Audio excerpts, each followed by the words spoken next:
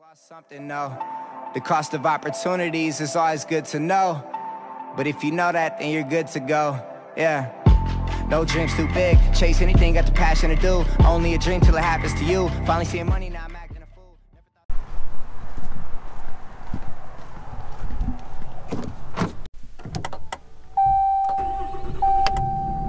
What's up, everybody? Kevin Van Voris here. Hopefully you guys are enjoying your Saturday. So it's Saturday, it's about 11:30 a.m. So I want to make a video for you guys today. I got some errands I need to run, so I figured what better time to make a video than right now. So we're in the truck, we're in Rachel's truck. My car still at Livernois Motorsports. I should be getting it back next week. They were in SEMA last week, so I should be getting it back next week. So anyways, today's video, I'm sure by the title, some of you probably clicked on this video because you're about to talk shit. So this is not like a hate video, this is actually giving my opinion on how he should fix up his car. So as you guys know, I have a Charger Hellcat. If you don't know, I do have a Charger Hellcat. So it's in Livernois Motorsports, that's in Detroit, Michigan, or Dearborn, Michigan. It's getting some things done to it, so can't really tell you exactly what. And then my brother also, he has a Plum Crazy Purple Challenger, which has 800 wheel horsepower. So basically, I watch Tall Guy Car Reviews. I don't watch all of his videos, I'll admit, because he puts out like 2 videos a day sometimes. And I mean, that dude straight up just must be videoing all the time, just straight up grinding, which is awesome. But I can't keep up with all the videos. However, I did see the video he posted, I think a couple days ago, and he was talking about how he decided he's gonna keep his Hellcat after his lease is up, which I think is awesome. So it's making the people who are fixing up their Hellcats, the Mopar community, even more, because more people are gonna watch those type of videos, which is awesome. Growing Mopar community is great as it is anyways, but you know, to grow it even more, it's awesome. So basically what I wanted to talk to you guys, and I doubt he's gonna watch this because that dude is huge now, but if he does watch this, if you do have a chance to watch this, this is gonna be my opinion on basically what you should do. So I guess the first thing you need to figure out is the Hellcat your only car? So for him, it's not, obviously. I think he still has a Honda, and I think his wife has a Jeep Grand Cherokee, I think. Don't quote me on that. So it's not his only vehicle. So that already moves you in the right direction of you can do other shit that probably a normal person who it's their only car might not be able to. If the Hellcat is your only car, honestly, I would do a muffler delete, I would do a cold air intake, I would do drag radials, I would do little stuff that just in case something happens to your car, you're not fucked and being like, well, I don't have money to pay for it and now I don't have another car to drive around. So if it was your only car, like if the Hellcat was your only car, then I would do just basic stuff where it's not going to void your warranty. And the reason I say that is because some of the earlier Hellcats, the superchargers do have issues. Not all of them, a few do, not enough for like a recall. If you guys know SRT Mush, which if you don't, you should, and you should go to his channel, subscribe. But if you don't know who SRT Mush is, he has a blue Charger Hellcat, and he actually had to have his supercharger replaced. It was this big fiasco because he put an air filter on it, like a K&N drop-in filter, and they were not gonna fix it. Luckily, he got it fixed anyways. But if you start messing with your car and doing an upper pulley and all this other stuff, you're gonna void your warranty. So if it is your only car, make sure you have the financial responsibility to fix the car in case something happens. Not all cars are perfect, every car has problems, every car manufacturer has problems, and you just should know that if you do decide to void your warranty, you're on your own, basically. So if it's not your only car and you have, you know, and you're financially responsible and you do have the money to fix up your car, and if something breaks, it doesn't matter because you have another car and you can fix it, you have money, it doesn't matter, well then fuck it, let's move on. So first thing that I would recommend, now again, I think, now he lives in I think it's Minnesota, or I think he lives in Minnesota. Anyways, if you live in the Midwest or the upper Northeast, or if you get a lot of snow, then you're probably gonna have to have 2 sets of rims and tires anyways. But anyways, you should put drag radials on it. Get the Mickey Thompsons. Don't get the Nittos, they're not as good. The Mickey Thompsons are a much softer tire, and they actually last longer than the Nittos. So I had to get a 305 35 20. You slap 2 of those bad boys on, that's about 750 to 800 bucks. It's a great upgrade, and you can actually put the power down. So if you guys don't know, Hellcats come stock with 707 horsepower. When I dynoed my Charger, I actually got 652, roughly about an 8% drivetrain loss, which is nothing. So you don't want to start fixing up your car if you haven't even felt what 700 horsepower actually feels like. So get some drag radials so you can actually put the power down and actually feel what it's supposed to feel like. Next thing that you should do, actually I guess before even drag radials, you should do a muffler delete. Best 80 bucks you can spend. It'll change the complete sound of the vehicle. It sounds awesome. Even if you don't have a Hellcat, if you have any V8, you should do that. So do a muffler delete, get you some drag radials, and then after you get the drag radials, you need to decide basically what you're gonna do. If you're gonna be a drag strip type of person, then you're gonna want to most likely put a 309 gearing in the back. Now, for me, I don't want to do that. I'm gonna try and not do that as much as I can because it brings your top speed way down. I think the top speed with the 309 is like 160, it's like 160 something miles per hour. It's not very high because I want to still do like half-mile events, and having 160 half-mile events, having 160 top speed is not really very good for those type of events. For drag racing, you'll hook up way better. So if you're gonna go drag racing, then make sure you go to a 309 gear, and then you need to go with a single piece aluminum drive shaft. Don't get the carbon fiber one. You can go through the drive shaft shop. You can actually get one from Livernois Motorsports. I think there's maybe one more place you can get one, but get a one-piece aluminum drive shaft because that's the weakest part on the Hellcat.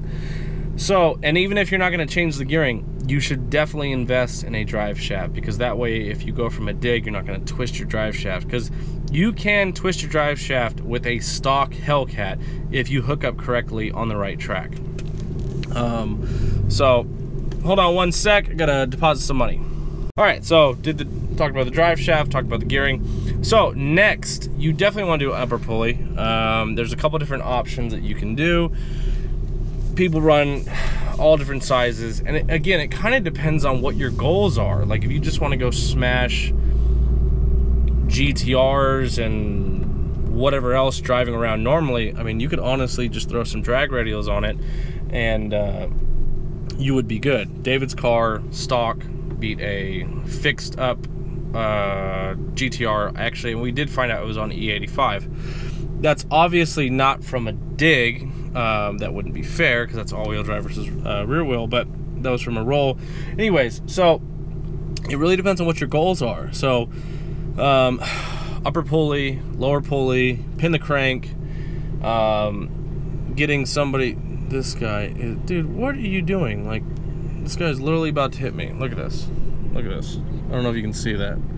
Fucking idiot. So, anyways, so for me personally, I'm gonna be running E85. My brother is using methanol injection, which is the stage 2 kit. I'm not sure what the actual percentage of methanol that gets injected is. It is a stage 2, it's the snowstorm or snow, whatever. That's what he's using. I decided to go E85. You can still run pump gas like my brother, not use methanol at all. You won't make as much horsepower, but David's car makes 800 wheel horsepower, which I'll be doing a review on actually today. But David's car has upper pulley, methanol injection, cold air intake, and a tune, and a muffler delete, and a catless mid-pipe, and that's it.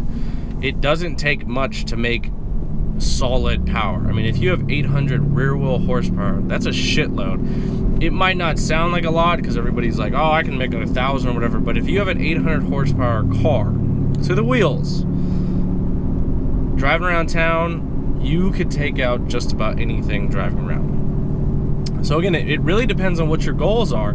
If you want to be a track monster and just murder the drag strip, then definitely do upper pulley, lower pulley, most likely E85. You can get a Q16 tune, kind of like what Family Cruising did. You can run that, or it's Q16 or C16. I think it's actually the same thing. You can run either one of those. I personally like E85. You can also throw in meth. I mean, it really depends on how much money you want to throw at it. You can make a solid 800 wheel horsepower for about 5,000 bucks, 6,000 bucks. Then you can take it to the next level. And I think SRT Mush, I don't know how much he's making because he hasn't had it dynoed. But he's running E85, so he's probably close to 900 wheel horsepower, which is a shitload. And he ran a 9.8. So shout out to Mrs. Mush because she fucking killed it. Todd, I don't know if she needs to teach you how to drive or what, but you might want to get on that, bro. But anyways, so that it really depends on what you want to do. I haven't seen many shops get into the actual motor. There's a guy here who actually is gonna be fully, or actually it's in the process of fully building the motor because he decided to hydrolock his engine. Luckily he only bent a rod, but he decided to use the money from the insurance and just actually build the block. And he's gonna actually be running a Whipple supposedly, and he'll be making like 1,300 horsepower. So it really depends on what you want to do. It doesn't take that much money. If I was Tall Guy Car Reviews, since it's not your only vehicle, the only problem is driving that car when you have that much horsepower and with drag radials where he lives. That's going to be an issue. Now, because I don't think you guys get mild winters up there. I think it's just shitty all the time. So that's what kind of sucks. But I don't know, you know, if you're not going to drive the car during the winter time anyways, well then fuck it. I would just build the shit out of it. You know, throw like 5, 6, 7, 8,000 bucks at it, and you can have a reliable car with 800 to 850 rear wheel horsepower, and you can take out pretty much anything, and you've got a 10-second, low 10-second Hellcat. And then if you want to get crazier, I mean, you definitely can. You can get lighter wheels, and you can actually like throw some more, maybe a bigger pulley on it. I mean, there's a bunch of different things you can actually do. So my advice to Tall Guy Car Reviews would be just figure out what you want. If you want a fast car for the street, then just do basic bolt-ons. If you want to really like tear it up at the drag strip and like get into the 9s, then fucking throw more than, you know, a couple grand at it and do some actual, you know, shit to it. So there's a lot of stuff that's that hasn't really been done, you know, to the engine really yet. There's still companies running stock blocks and stock transmissions and stock superchargers, you know, and they're getting like 9.2, 9.3, 9.4. I know Livernois just ran like a 9.4.2, and that's without NOS. That's just stock supercharger, stock block, stock transmission. So these cars can do a lot with not very much money. It's just a matter of, you know, being able to drive the car and getting the right tuner for your vehicle. So that's the other thing, is just make sure you find a shop that it knows what you want to do with your goals, basically. And that goes for anything. And make sure you do your research, and just make sure that, again, once you start ripping into any car that's new, your warranty is going to go goodbye. But, you know, I'm sure Corey is doing good enough with Tall Guy Car Reviews that it doesn't matter. And again, it's not his only car. So I'm excited to see what he ends up doing with his Hellcat. But hopefully, you know, some of you guys, you know, learn something. I'll be doing a review on David's car today, and that'll be up Monday, so make sure you guys keep an eye out for that. But I'm really excited to see more people start fixing up their Hellcats, and I am dying to see a Hellcat in the 8s, you know, with like a stock supercharger. I think it's doable. You might have to, you know, do some stuff to the block, but it would be awesome to see a stock supercharger Hellcat make it into the 8s. I think it's definitely doable, so we'll see. I know Livernois is really trying to get, they said that their car should be able to do a 9.2, and that's kind of what they're trying to do. So I'm excited to see that. Those guys over there definitely know what they're doing. So Corey, if you're looking for a shop, Detroit's not too far from you, I don't think. You know, I would give them a call up. Talk to Andy. He's my guy that I use. Does an amazing job, and you will definitely get what you paid for. So again, just figure out what you want to do, Corey, and you know, hopefully, you know, you figure out what you want to do. But I'm excited to see your build, man. Love videos. Keep grinding away, dude. And so thank you guys for watching today's video. I got some more errands to run, so sorry if the video is a little dragged out, but it's hard because you got to talk about a lot of stuff. But anyways, make sure you guys are following me on Snapchat and on Instagram at KellyBoyKev. I appreciate you guys taking time out of your day to watch me today. If you're new, hit that subscribe button, comment below so I can say what's up. If not, just say what's up anyways. So thank you guys for supporting the channel. I really appreciate it. Have a great Saturday, and I'll see you on the next one. My name is Kevin Van Voris, and I'm out this bitch.